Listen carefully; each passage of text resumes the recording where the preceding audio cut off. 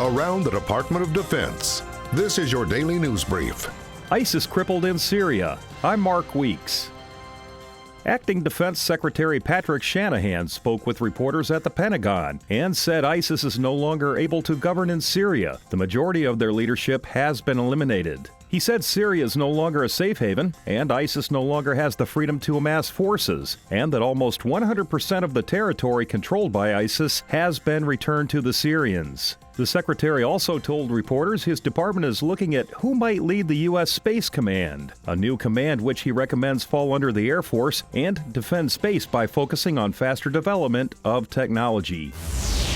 Defense officials told the House Armed Services Committee that ongoing support by the military at the U.S. southern border allows Customs and Border Patrol agents to deploy where they are most needed. The military's presence and support increase the effectiveness of CBP's border security operations, free U.S. Border Patrol agents to conduct law enforcement duties at the southern border, and enhance situational awareness to stem the tide of illegal immigration, human smuggling, and drug trafficking along the southern border. The Undersecretary of Defense for Policy also said the military support is in compliance with U.S. law, which governs their use. Military personnel have supported civilian law enforcement efforts but do not directly participate in law enforcement activities such as search, seizure, and arrest. Military personnel protecting CBP personnel performing their federal functions at points of entry, also complying with the Posse Comitatus Act. He says this is nothing new. The military has provided border security support to civilian authorities since the 1990s. Active, reserve, and National Guard personnel have provided operational military support such as aerial